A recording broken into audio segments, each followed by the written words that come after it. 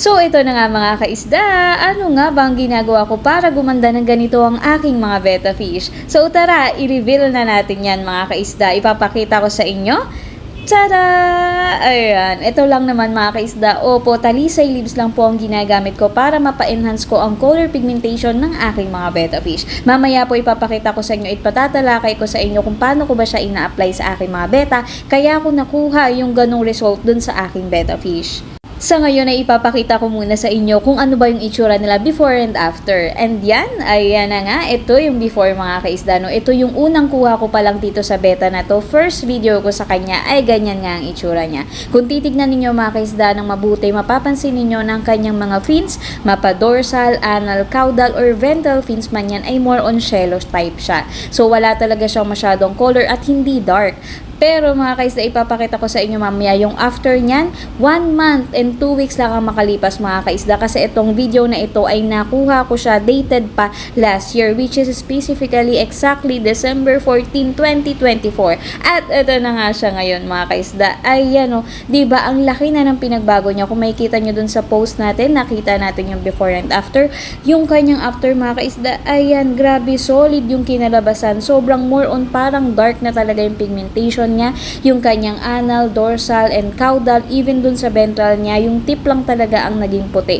Pero yung kanyang mga fins, grabe, naging solid talagang labas. Nag-dark color siya, tapos parang malaglitters talaga. Mas na-enhance yung color niya. Nakuha natin to ng January 28, 2025. Diba mga kaisda, 1 month and 2 weeks lang sa pamamagitan nitong talisay leaves ay na-achieve natin yung ganong color sa betta natin. So, ayun yung ginawa ko mga kaisda. No, sasabihin ko sa inyo, ito yung mga talisay leaves natin. Lagi ako naglalagay ng talisay leaves sa aking tubig ng mga betta mga kaisda. And then yan, tinatanggal ko lang yung stem.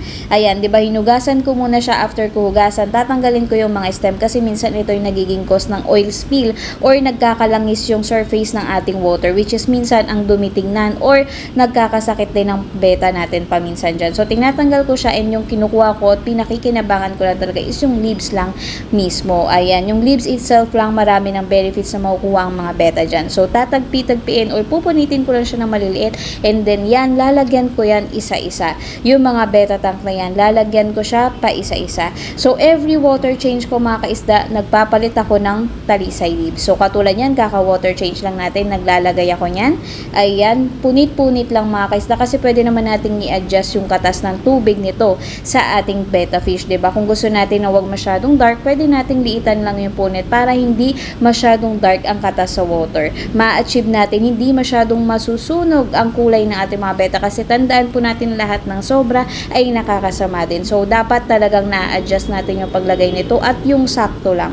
Ayan o, maliliit lang yung nilalagay ko. Every water change, nagpapalit ako ng dahon. So, if twice a week ako nagpapalit, twice din ako naglalagay ng panibagong dahon sa tubig ng aking mga betta fish. Ayan na ang ginagawa kong pang vitamin sa kanila, pampakondisyon at pampakulay.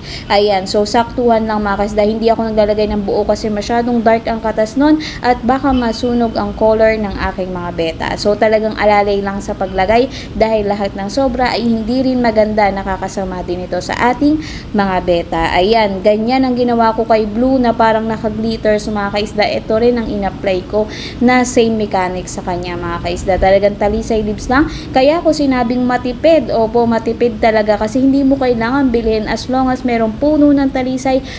Kuha ka lang, nalalaglag lang yan. Huhugasan mo lang para matanggal ang buhangin. Diba? So, sobrang tipid siya. Hindi mo na kailangan gumastos. Damputin mo lang, pulutin mo lang din, hugasan mo lang mga kaisda. Pwede mo na siyang ilagay sa inyong mga betta. Ayan na si betta natin, no, mga kaisda. Ito yung video.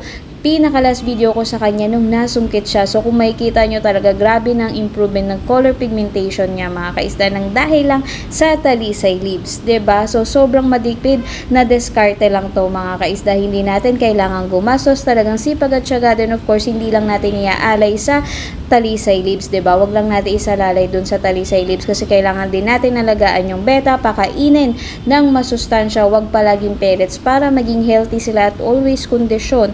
Para hindi lang yung color yung tinitingnan at yung focus natin, kundi yung mismong health na rin ng ating betta na maging malusog at maayos. Ayan o, napaka-pogi niya. Ang ganda talaga at ang laki ng improvement niya sa before and after natin. 1 month and 2 weeks lang ang nakalipas na achieve natin yung ganitong color ng dahil lang sa talisay leaves na napupulot lang natin sa kalsada kung saan mayroong puno ng talisay. O diba, napakamatipid na diskarte yan mga kaisda.